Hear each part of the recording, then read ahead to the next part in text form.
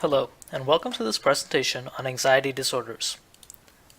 In this presentation, we will go over basic background information, characteristics and symptoms, causes of anxiety disorder, therapy, treatments, and interventions, the current state of research on anxiety disorder, its portrayals in society, stigma, and finally end with a conclusion. So what are anxiety disorders? Anxiety disorders are a group of mental health disorders that are characterized by anxiety, stress, and fear. Anxiety is the act of worrying about future events, while fear is negative reactions to current events. These symptoms can cause such things as a faster heart rate and shakiness. Worry and fear are constant and can be overwhelming or disabling to people who suffer from this disorder. Treatments can help manage with these feelings and help those afflicted get back on track to living a normal, healthy life. Characteristics and symptoms. Individuals can become fearful, anxious, and avoidant of perceived threats in their environment. Usually, this emotional response is out of proportion to the actual threat. However, symptomatic experiences can vary person to person. While in one person it could be very severe, in another person the symptoms could be very mild. In general, symptoms are grouped off into 4 different types of categories: physical, cognitive, emotional, and behavioral. Some examples of physical symptoms include dizziness, feeling faint, gastrointestinal symptoms such as nausea, vomiting, etc., sweating, shortness of breath, muscle tension, chest pain and discomfort, and a racing heart. Examples of cognitive symptoms can include confusion, negative thoughts, what-if thoughts, which is basically worry about the future and possible future scenarios, and difficulty concentrating. Emotional symptoms include panic, worry, uneasiness, distress, or just the general feeling of being overwhelmed. Finally, behavioral symptoms include social withdrawal and isolation, an inability to meet daily responsibilities such as school, work, etc., or the development of avoidance behaviors such as the need to escape from an anxious or anxiety-inducing situation. Now, moving on to an overview of anxiety disorders. An example of one anxiety disorder is separation anxiety, which is the fear or anxiety about being separated from an attachment figure to a degree that is developmentally inappropriate. This is usually common in younger children and toddlers who face separation anxiety when they are taken away from their parents. There is also generalized anxiety disorder, which is the persistent or excessive anxiety or worry about various domains that an individual finds difficult to control. An example of this could be that somebody has difficulty planning for the future or planning for events that are to come. They might face a generalized anxiety disorder. Next is agoraphobia, which is the fear or anxiety about one or more situations, which can include the use of public transportation, being in open spaces, enclosed spaces, standing in a line, being in a crowd, or just being outside of their home alone in any specific sort of situation. There is also social anxiety, which is characterized by an individual who is fearful or anxious about social interaction or situations that they might possibly be scrutinized. There is also a specific phobia, which is the fear or anxiety about the exposure to a specific feared object or situation and an outright avoidance of that object or situation. An example of this could be that someone is afraid of the water, so they will do everything they can to avoid being near or around specific bodies of water. Finally, there are panic disorders, which is the experience of recurrent, unexpected panic attacks where concern or a state of worry may last for 1 or more months. Aside from those already listed, there are generally 6 types of anxiety disorders that are currently recognized. The first is generalized anxiety disorder. The second is panic disorder. The third is obsessive compulsive disorder. The fourth, social anxiety disorder. The fifth, phobias. And finally, sixth, post-traumatic stress disorder. Moving on to diagnosis. Significant changes have been made going from the DSM-4 to DSM-5 in order to aid clinicians in diagnosing anxiety disorders. There are currently 12 classifications of anxiety disorders in the DSM-5, while there were only 12 subtypes present in the DSM-4. The DSM-5 anxiety disorder subtypes have been altered with the addition of separation anxiety and selective mutism, and the removal of obsessive compulsive disorder, post-traumatic stress disorder, and acute stress disorder, which now have their own separate chapters.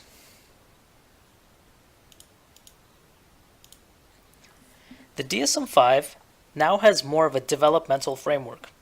Anxiety disorder subtypes are now presented according to the likelihood of developmental onset. The DSM-5 has also simplified labels and modified the defining criteria for several of the anxiety disorder subtypes. Despite changes, there are still problems with diagnosis. Anxiety disorders are often under-recognized and undertreated, as low percentage of correct diagnoses are made. 1 in 3 anxiety cases are not currently diagnosed or correctly diagnosed. A major problem is that the clinical features of anxiety are similar to other disorders. As all anxiety disorders share common features, it is difficult to diagnose the correct specific one. In order to improve the diagnosis of anxiety disorder, physicians should rule out the probability of heart attacks or other cardiac conditions before diagnosis. This is because cardiac conditions and anxiety disorder share similar symptoms such as increased heart rate and increased blood pressure. The implementation of a mental health questionnaire may also help in improving diagnosis. This is because patients who come in to be treated can fill out information that can inform the doctor of a previous anxiety disorder or anxiety condition.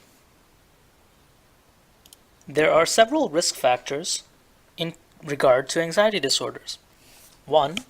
Being female is a risk factor, as females are 2 times more likely to have an anxiety disorder than males.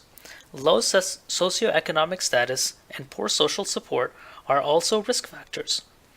Childhood adversities such as physical or sexual abuse is also a major risk factor in the onset or the development of an anxiety disorder, as recent research suggests that physical punishment during childhood is often associated with an increased risk of generalized anxiety disorder.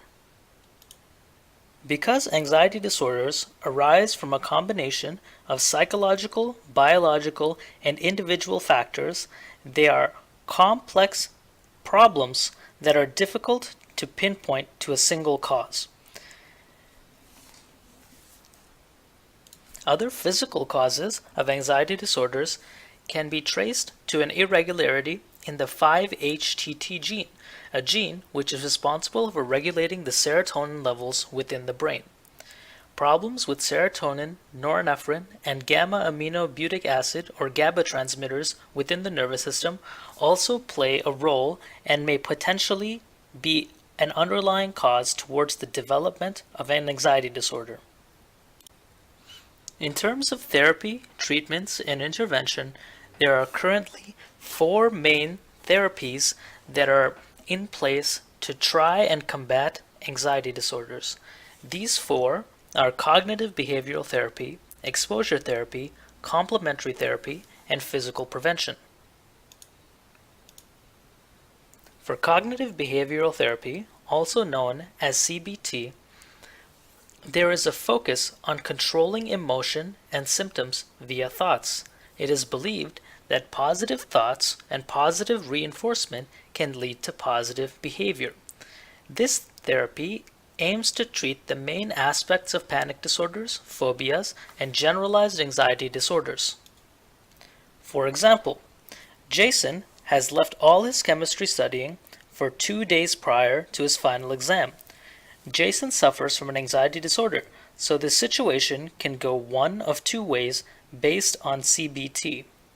The first way is that he relays positive, realistic thoughts to help organize his time to get the most studying done in the time that he has, while accepting that consequences may occur. But if he works hard, he could achieve a passing grade. The second is that he lets the idea of failing get to his head and put pressure on him to study an entire course in 2 days, resulting in an increased risk of anxiety attacks and a minimal productivity. The next therapy is exposure therapy. This therapy is commonly referred to as facing your fears. Although the avoidance of an anxiety or anxiety trigger decreases the likelihood of anxiety and its symptoms, it does not get rid of the disease. Exposure therapy involves the controlled exposure of an individual to situations that they fear. This works through the process of desensitization, where if somebody experiences something that they find anxiety-inducing over a long period of time, they slowly become desensitized to it. This can be done via therapist or through real life. For example, Corey is extremely disturbed by heights and undergoes anxiety symptoms when he gets on an airplane. Instead of facing his fear directly and initially, he may begin by looking at images of planes or watching videos of planes taking off. By doing this, he is exposing himself indirectly to his fear and desensitizing himself to it in the future. Next is complementary therapies. Now, complementary therapies is a combination of two therapies that work hand in hand. These two therapies are exercise and meditation. A healthy lifestyle can help avoid and manage anxiety disorders, as 2 to 2.5 hours of exercise a week is very good for your body. This is because regular exercise results in a lowered state for your sympathetic nervous system, which can help people stay calm and relaxed in a stressful situation. The second therapy, meditation, involves being comfortable in one's environment. This helps cast aside worry and focus on being happy. This can help overcome negative thoughts that may cloud someone's mind and result in anxiety or anxiety symptoms. It can also lead to lowered blood pressure and decreased heart rate. Finally, there is physical prevention. Limiting caffeine, sugary food, and alcohol intake are all examples of physical prevention. Maintaining a regular sleep pattern where someone gets 6 to 8 hours of sleep a night means that there is less stress day to day. Maintaining healthy eating habits such as vegetables and fruits can lead to the positive release of beneficial chemicals within the body and can aid with mental stability. Double checking and safely managing medications and herbal remedies are also important, as over-medication can make anxiety worse. Moving on to current research on anxiety disorder. Several pieces of research has been published on the previously listed anxiety disorder treatments. Cognitive behavioral therapy and exposure therapy has been found to effectively treat anxiety disorders. Cognitive behavioral therapy has also been proven effective in treating panic disorders. Exposure therapy is especially effective at treating those with agoraphobia. Although most treatments are effective, CBT, which is cognitive behavioral therapy, and ET, exposure therapy, have been proven to be the most effective. Portrayal in society. Anxiety disorders are often portrayed as awkwardness or introverted behavior within society. It is sometimes viewed as a disorder that is all in the head and not physical in any way, which is not true. This is because there are no clear causes to anxiety disorder, and as a result, it is not taken seriously. it is often portrayed as a personal weakness or shortcoming. Current societal portrayal is completely inaccurate. Anxiety disorders are among the most common form of disorders among people. Societal stigma can lead to the development of internalized stigma, also known as self-stigma. And as a result, many individuals who have anxiety disorder suffer in silence. Self-stigma can also lead to internal criticism, which can cause the avoidance of intervention or treatment. This is the worst possible outcome, as those with anxiety disorders will actively seek to not be treated. Now we will look at an example of an anxiety disorder in relation to its societal view. We will be using obsessive compulsive disorder, also known as OCD, as an example. OCD is defined as an unwanted thought, feeling, or obsession that can force a behavior or a mental act. An example of this is someone who is paranoid about the safety of their home and locks their door multiple times before leaving. From a societal view, it is sometimes seen as crazy behavior, which can easily be stopped and reversed and is the result of a weak will. Another example of an anxiety disorder is post-traumatic stress disorder, also known as PTSD. Post-traumatic stress disorder is defined as an illness that occurs after a trauma in which there is physical harm or the threat of physical harm. Post-traumatic stress disorder is recognized as a mental illness. Symptoms can occur for more than 1 month and typically develop within 3 months of the traumatic event, although in some cases there is a greater delay. If post-traumatic stress disorder exists for less than a month, acute stress disorder may be diagnosed. In terms of societal views, people with post-traumatic stress disorder may sometimes be referred to as psycho, unbalanced, not in their right mind, and are often known to relive their moment almost daily and can cause risk to family and friends. As a result, people often look on those with PTSD as those who are crazy.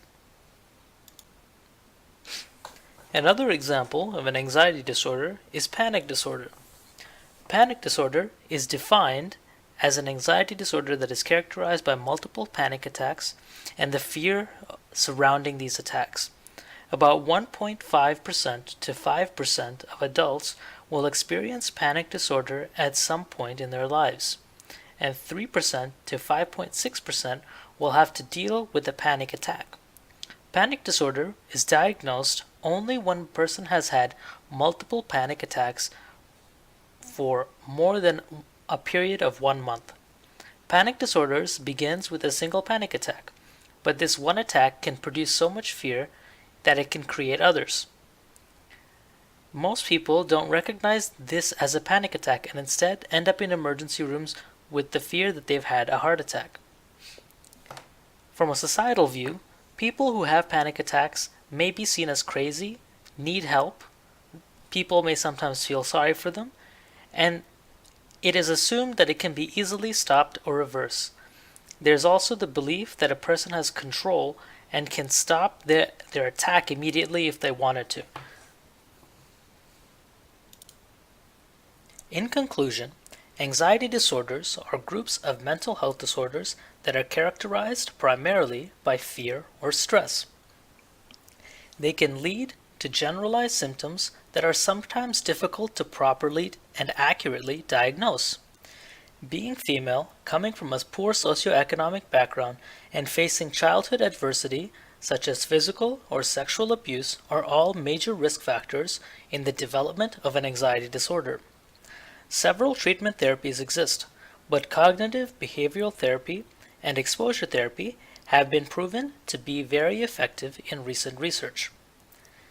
And finally, there is currently a societal stigma regarding anxiety disorders, which can lead to negative health outcomes, such as people with anxiety disorders looking actively to not treat themselves or get themselves treated.